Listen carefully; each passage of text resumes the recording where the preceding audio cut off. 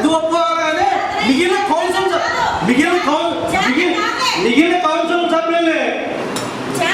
Council సభ్యులు కూడా జనాలు పాల్గొనటం ప్రజలే తప్పుదావ పాటించారు. ఏంటంటే కౌన్సిల్ సభ్యులు కూడా నాకు సపోర్ట్ చేయలేదు. దాని గురించి నేను డెవలప్మెంట్ జరగకపోతే గేట్ వేసాం 2 రోజులు మున్సిపల్ ఆఫీసు నిర్బంధించి బంధించాం. చైర్మన్ గత 5 సంవత్సరాల్లో జరిగింది 10 కోట్ల 20 కోట్ల అభివృద్ధి జరిగింది. అధికారంలో ఉండి కాంగ్రెస్ ప్రభుత్వం అధికారంలో ఉండి ఏ విధమైన గ్రాంట్ తెచ్చుకోలేక మనకి చేతకరాక ఆ చేతకరాంతరాన్ని ఇతరుల మీద పెడితే పాల్గొని జనానికి తెలుసు.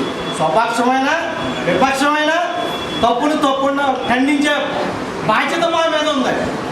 ఎవరు తప్పు చేసినా తప్పని చెప్తాం. మీరు ఇద్దరికి పడకపోతే కౌన్సిల్ గురించి ఏంటి?